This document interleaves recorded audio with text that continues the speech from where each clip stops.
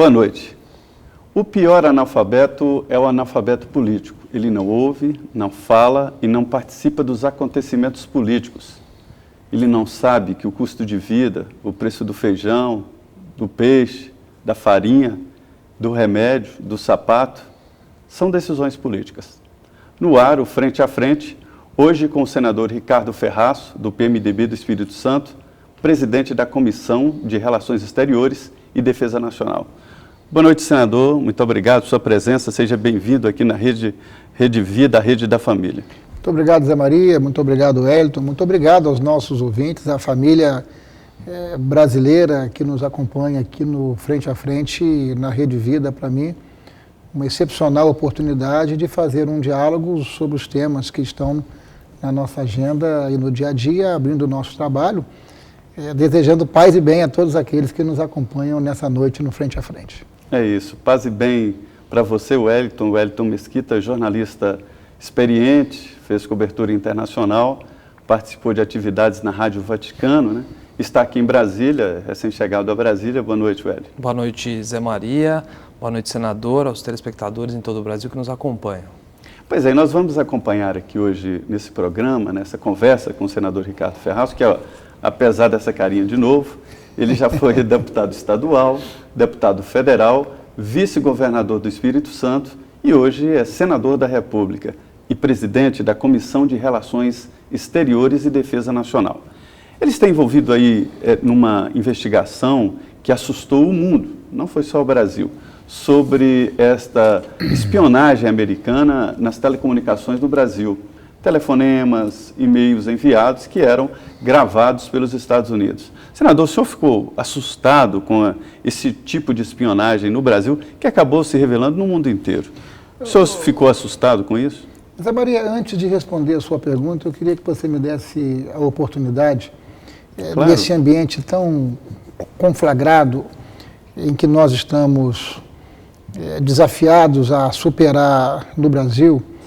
Eu acho que se faz necessária, pegando carona na sua abertura, que a gente faça uma defesa da política. Evidentemente que nós precisamos separar a boa política, a política do bem, sem dizer a quem, da politicagem e das práticas políticas que nós precisamos abominar, precisamos deixar de lado como uma página virada que tanto mal tem feito ao nosso país. E defender a política como ferramenta de mudança, como ferramenta de transformação. Eu digo isso porque no meu estado, no estado do Espírito Santo, nós vivemos um período muito duro, de uma crise muito profunda, uma crise que foi da incapacidade de gestão a valores éticos. E foi a política com P maiúsculo que permitiu que nós pudéssemos superar essa crise. Onde não há política, não há democracia, não há liberdade, não há debate, há o autoritarismo, que é o pior dos mecanismos e o pior dos sistemas. Então, defender a política com P maiúsculo nesse momento me parece algo fundamental, uma vez que a política foi inventada pelos gregos lá atrás, como meio de você encaminhar os assuntos e os problemas do interesse coletivo. Portanto, é preciso que nós tenhamos essa consciência, é preciso que a gente separe o joio do trigo, é preciso, evidentemente, que o controle social continue existindo e cada vez mais intenso, e essa manifestação extraordinária que nós assistimos nos últimos tempos, nas últimas semanas, no Brasil, eu quero crer que é o fim de um ciclo e o início de um outro ciclo com muita participação social, com muito controle social, onde as redes sociais cumprem um papel muito importante. Evidentemente que nós precisamos separar as manifestações populares das cenas que são minoria de violência. Então, eu acho que esse processo tem sido um processo muito importante para arejar a política brasileira e para fazer a classe política repensar, refazer, se reinventar à luz dessa nova realidade. Mas, indo, enfim, à sua pergunta, Só um minuto, senador.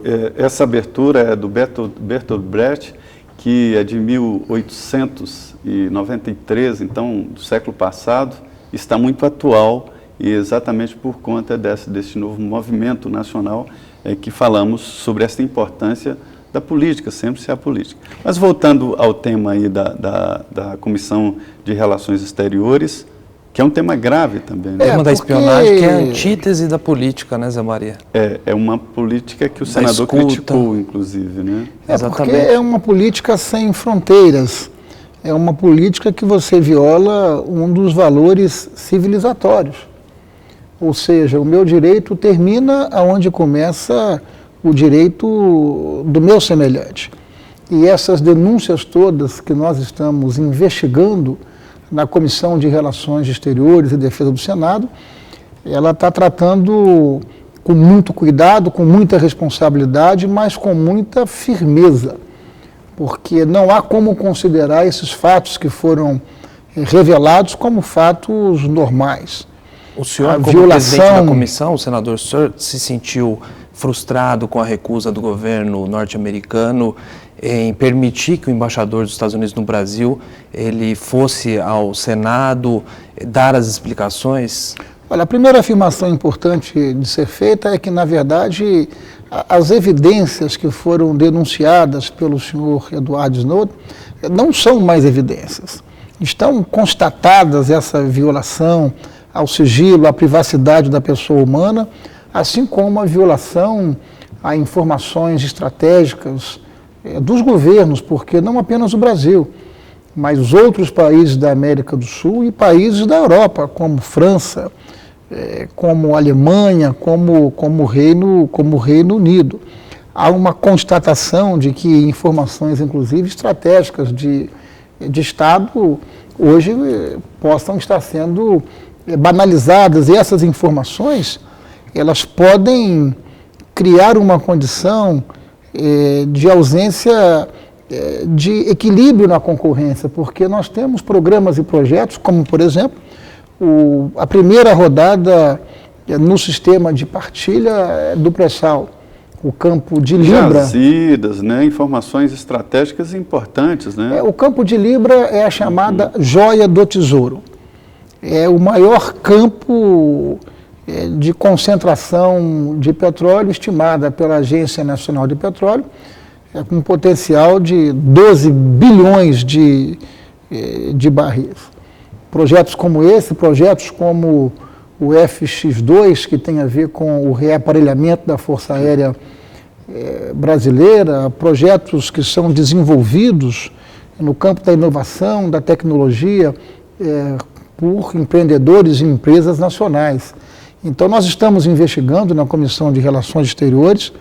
Hoje não há mais evidência, há uma constatação de que essa violação existiu.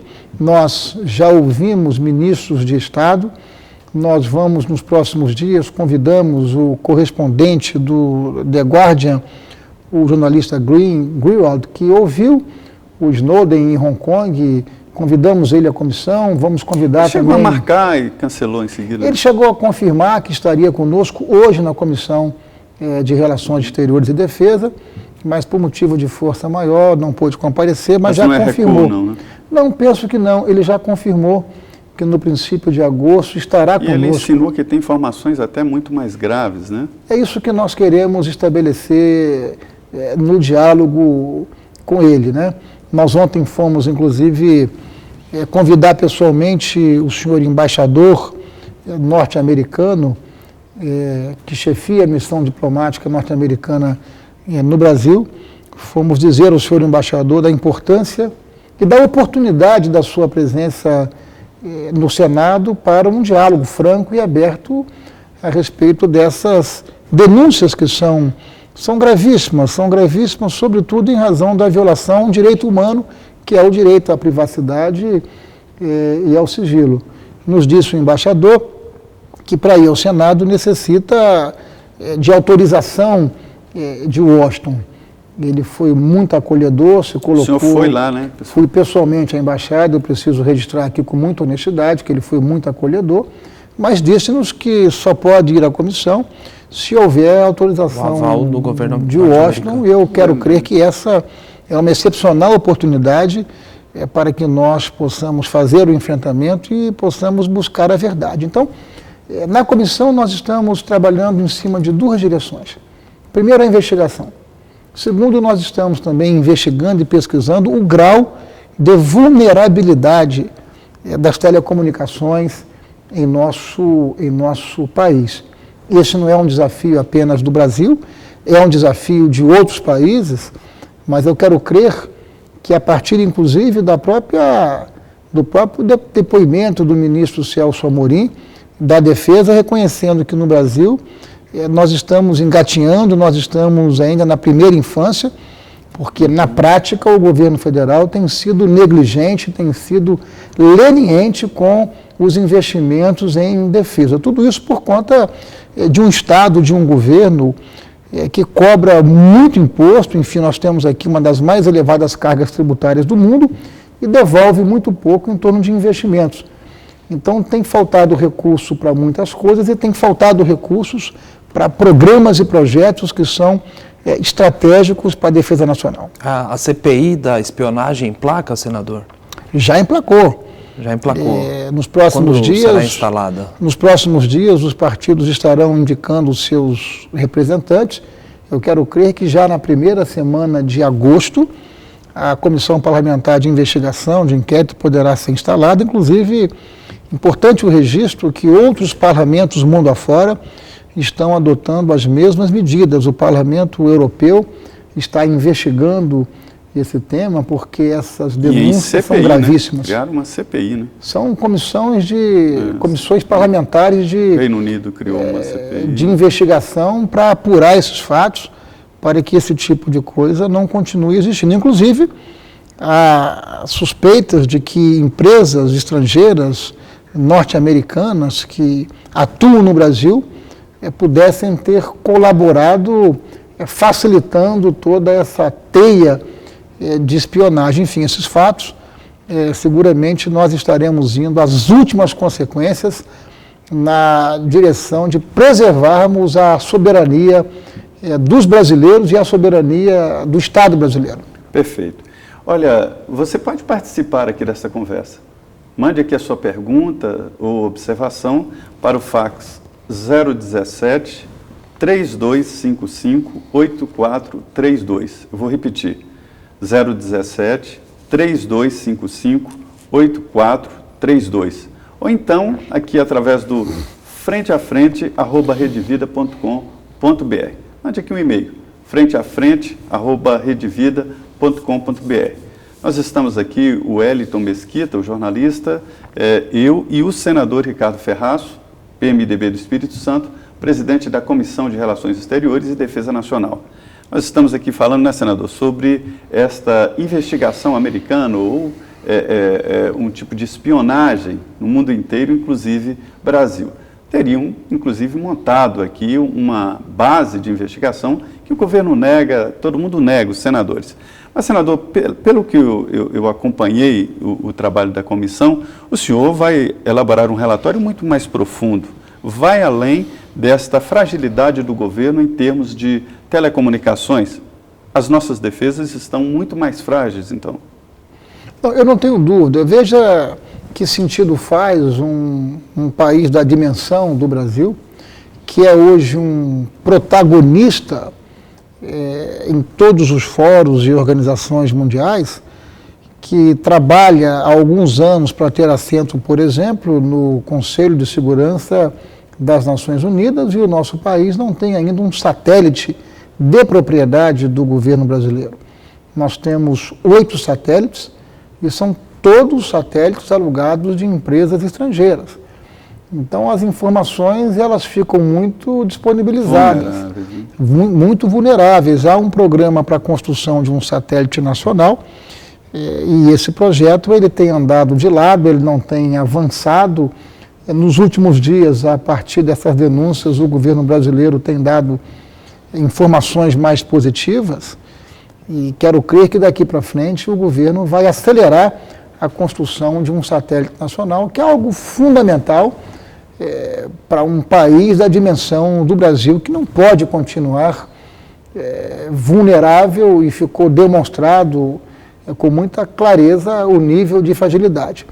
É importante frisar que este não é um desafio apenas do Brasil, é um desafio de muitos países, mas é um desafio que nós estamos ainda engatinhando, nós estamos anos-luz atrasados em relação a outros países, e nós precisamos enfrentar com muita clareza a importância do investimento em projetos estratégicos. Por que investir o senhor acredita em defesa? Que o tema é ligado diretamente à defesa nacional? Eu não tenho dúvida. Existe resistência a esse tipo de investimento? O senhor sente isso, senador? Eu acho que existe, na prática, falta de comprometimento com projetos e programas que são de fundamental importância para a defesa brasileira. Nós estamos aqui falando da construção de um satélite brasileiro.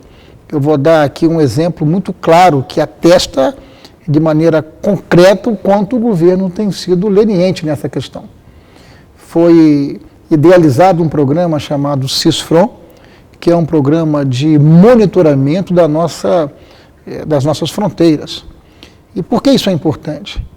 Porque no núcleo, no centro da escalada da criminalidade em nosso país, de uma taxa de homicídios de guerra civil, está o consumo e o tráfico de drogas, que traz tanta infelicidade a tantas famílias brasileiras. Está o tráfico de armas. Essas armas, essas drogas não são fabricadas em nosso país. Elas são importadas de países que fazem fronteira com o Brasil, e há uma fragilidade, uma vulnerabilidade sem precedentes em nossas fronteiras. Portanto, esse programa aqui é um programa extraordinário, que tem um impacto direto no dia a dia das pessoas. É um programa que foi idealizado para ser implementado em 10 anos. E de acordo com o desembolso que ele tem sido alvo, quer dizer, esse desembolso, se continuar como está, esse programa vai ser concluído em 60 anos. Portanto, esse é um programa da maior importância que, a meu juízo, não está sendo tratado com a prioridade que deveria. Nessa sua função, o senhor tem um diálogo com militares, com os comandantes das armas. Eles se queixam muito disso, que eu vejo assim, as armas estão obsoletas. Os caças brasileiros, os velhos Mirages, que, se não me engano, de 98, né, vão se aposentar agora em dezembro. E eles são os únicos guardiães aí do nosso espaço aéreo. Se eles se aposentarem sem a decisão de compra dos novos caças, o Brasil fica com o espaço aéreo também aberto. Quer dizer, eles reclamam para o senhor, chega até o senhor essas reclamações?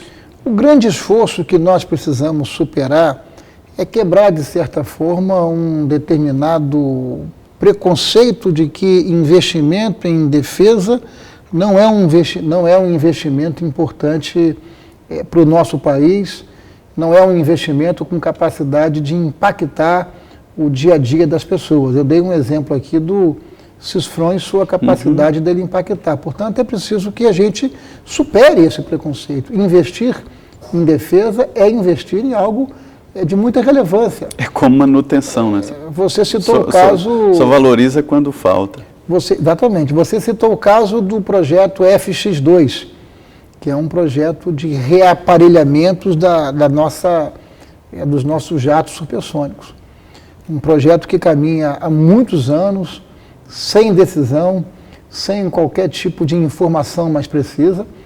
Nós estaremos, inclusive, no início de agosto, recebendo a presença do comandante Saito da Aeronáutica, e nós queremos fazer uma investigação, queremos fazer um diálogo e uma análise a respeito da razão da demora de um projeto como esse, muito mais agora em que os nossos jatos Mirage 2000, eles estão com sua vida útil muito próximo do esgotamento, e o nosso espaço aéreo é completamente limitado. O contrato de manutenção acaba, as peças também já serão limitadas, há todo um problema para continuar com os Mirages em As informações que nós temos é que a vida útil desses jatos estão comprometidas.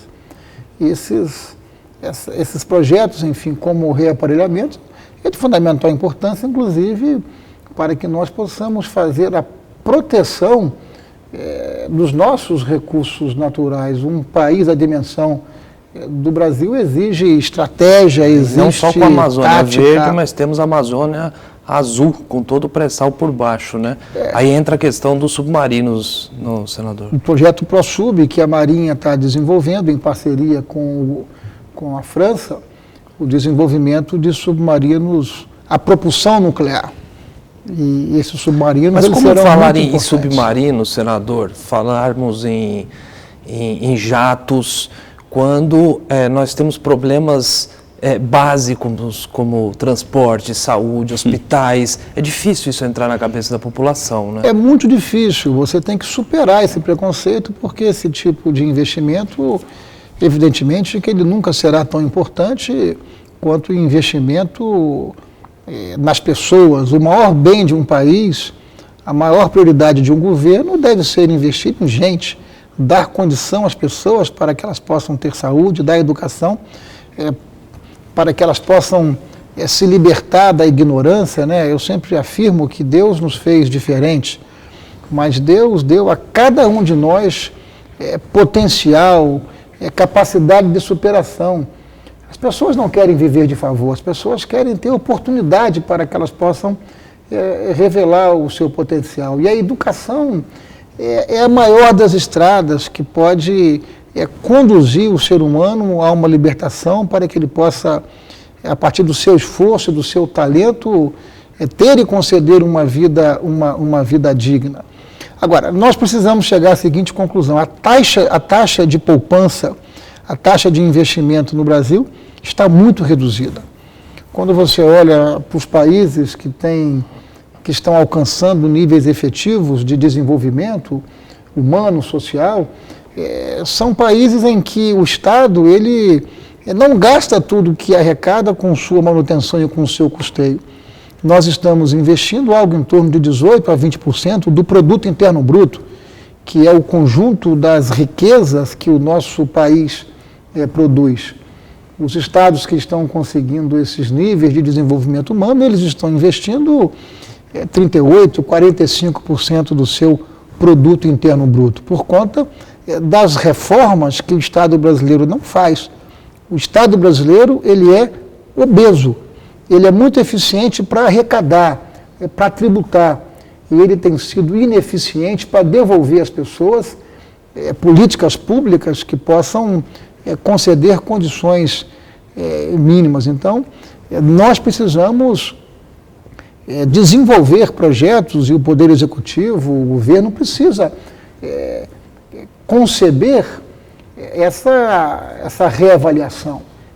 Essa reavaliação passa por mudanças macroeconômicas, mas também passa por iniciativas que talvez não tenham repercussão fiscal, mas que são simbólicas. Quer ver uma delas? Não tem sentido um país funcionar com a quantidade de ministérios que o nosso país funciona. Tudo isso para atender a um conjunto de interesses políticos, partidários, construindo aí um condomínio de poder que tem se revelado ineficiente. Então, nós precisamos de governos, no plural, que tenham como foco os resultados.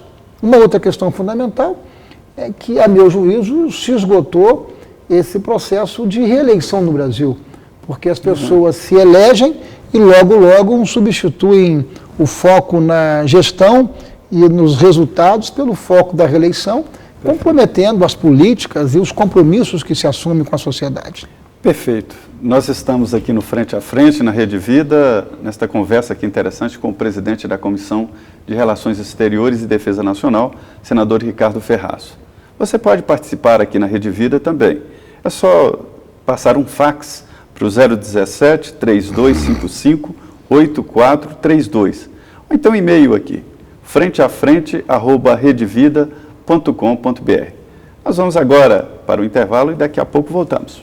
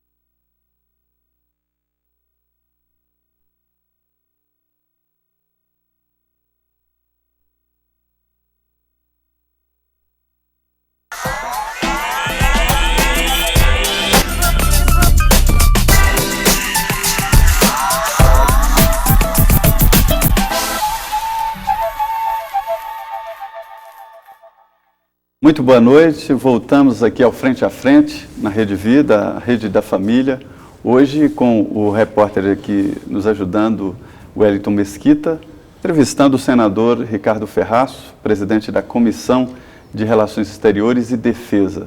O senador Ricardo Ferraço, aqui no primeiro bloco, deu uma demonstração de que a defesa está fragilizada, não só nestas denúncias aí de que os Estados Unidos espionam o mundo inteiro, inclusive o Brasil.